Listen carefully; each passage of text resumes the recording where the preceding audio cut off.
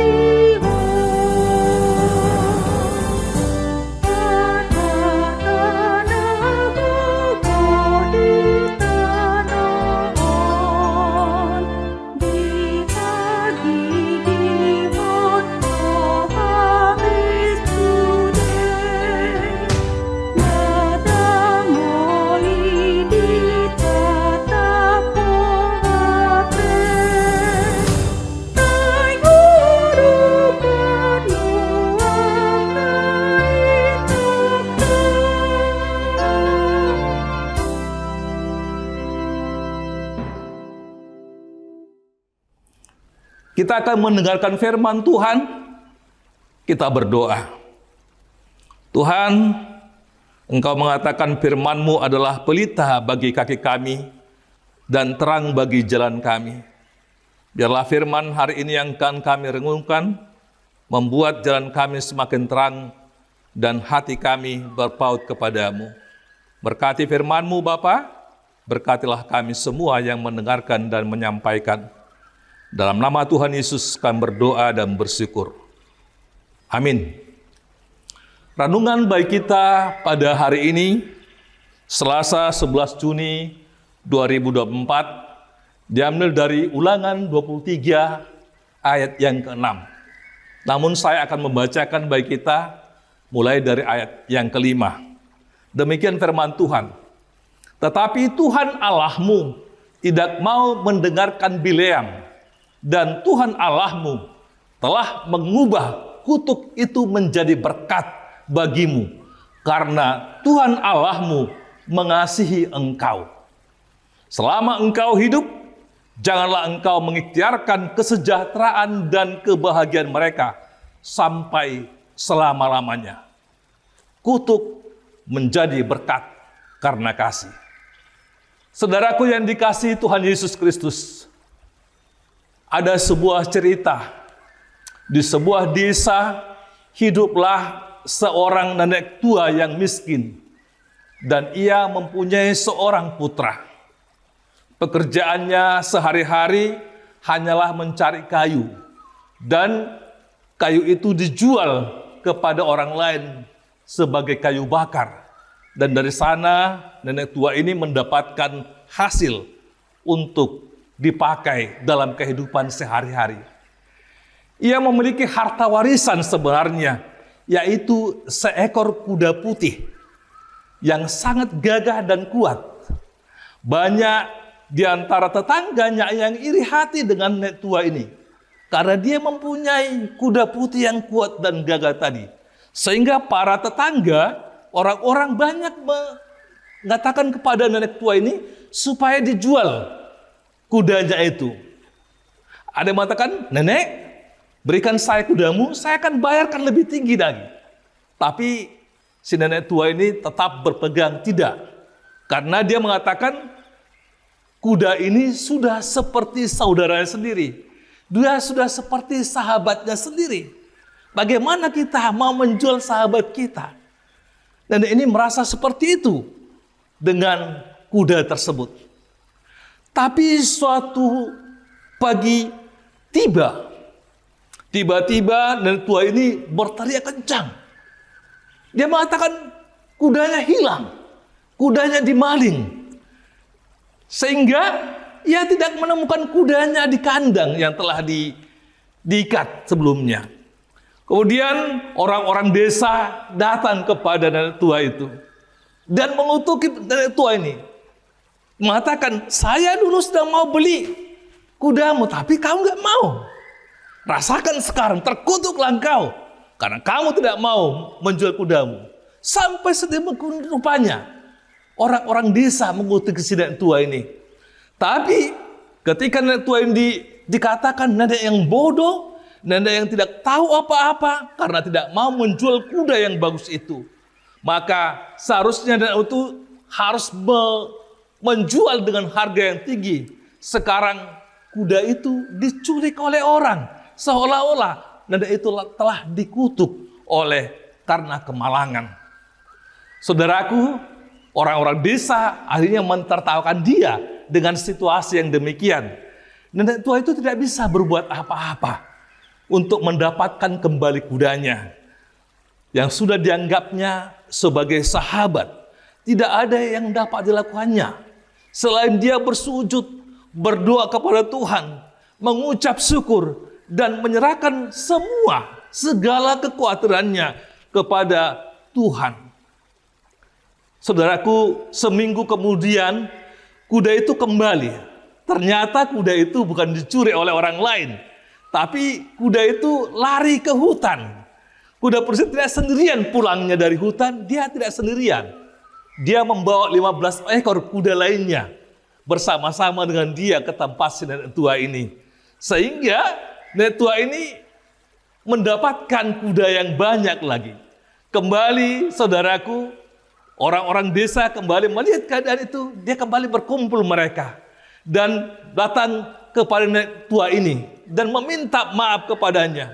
Ternyata kutukan mereka telah berubah menjadi berkat bagi nenek tua ini. Kuda-kuda tersebut yang dibawa oleh kuda awalnya itu dipelihara oleh anaknya dan menjadi kuda-kuda yang baik, dijual ke tempat lain, dapatlah dia keuntungan dari situ. Setahun kemudian kuda-kuda itu melahirkan anak-anak, melahirkan banyak anak, dan akhirnya menjadi berkat bagi si nenek tua tersebut. Apa yang mau disampaikan pesan ini, saudaraku? Kita tidak boleh terpengaruh dengan sekeliling kita. Kita tidak boleh terpengaruh dengan orang-orang yang menyudutkan kita dengan kata-kata kutuk yang hanya melemahkan kita. Tetapi sebaliknya, haruslah tetap mengucap syukur, berdoa, dan menyerahkan segala beban derita kita kepada Tuhan Sang Pencipta. Tetap sabar dan tunggu waktunya. Tuhan akan memulihkan kita dan mengubah kutuk menjadi berkat. Saudaraku, inilah yang disampaikan oleh firman Tuhan pada hari ini. Dalam firman ini sebelumnya diceritakan bagaimana seorang raja Israel berkemah ke Moab. Kemudian raja Israel bernama Balak ini cemburu dengan orang Israel. Dia berusaha mengutuki orang Israel dengan seorang penenung, yaitu Bileam. Akan tetapi apa, saudara, yang terjadi? Ketika Balak menyuruh Bileam untuk mengutuki Israel, sampai 3 kali dari sudut-sudut yang berbeda, Balak menyuruh Bileam untuk mengutuki Israel. Tetapi Tuhan justru menaruh berkat di mulut Bileam untuk menyatakan kutuk itu menjadi berkat.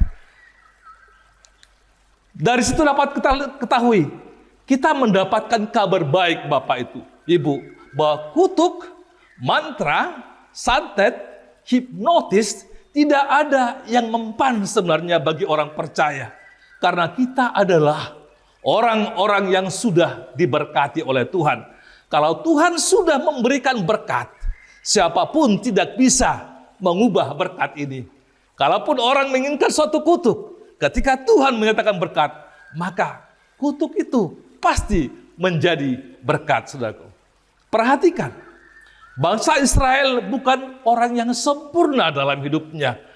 Kalau kita turun ke perkemahan Israel misalnya, di situ pasti ada sungut-sungut, di situ pasti ada komplain, di situ pasti ada pertentangan suami istri yang lagi berantem.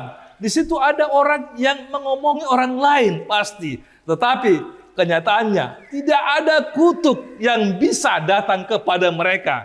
Ketika Balak menyuruh Bileam untuk mengutuk Israel, Tuhan justru memberikan kata berkat ke mulut Bileam. Sehingga kutuk Tuhan ubah menjadi berkat. Dan ini merupakan gambaran dalam Kristus Yesus. Ketika Kristus Yesus menjadi pengganti kita untuk merubah kutuk. Tetapi Tuhan Yesus juga memberikan berkat kepada kita. Tuhan Yesus mati di kayu salib untuk mengubah kutuk yang seharusnya bagian kita selaku orang berdosa. Diubahnya menjadi sukacita, berkat untuk kerajaan Allah di kemudian hari.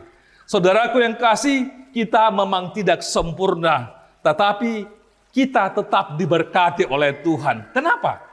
Karena yang pertama, Allah Tuhan kita Yesus Kristus sudah mengampuni segala pelanggaran dan dosa kita. Yang kedua, Allah tidak lagi memperhitungkan kesalahan kita. Itulah sebabnya Daud berkata, berbahagialah kita. Tidak ada kutuk yang bisa datang kepada kita. Hanya berkat yang bisa datang kepada kita, saudaraku. Jadi tidak ada hukumnya bagi orang Kristen akan mampu untuk disantet misalnya, akan mampu untuk didukuni ketika berkat Tuhan ada sama kita. Melalui firman ini, percayalah bahwa kutuk telah Tuhan ubah menjadi berkat. Karena Tuhan Allah telah memberikan kasih-Nya melalui Yesus untuk mengubah kutuk menjadi berkat. Tuhan Yesus memberkati. Kita berdoa. Kembali kami datang kepadamu Tuhan, mengucap syukur atas berkat yang Kau berikan. Kutuk telah rubah menjadi berkat bagi kehidupan kami.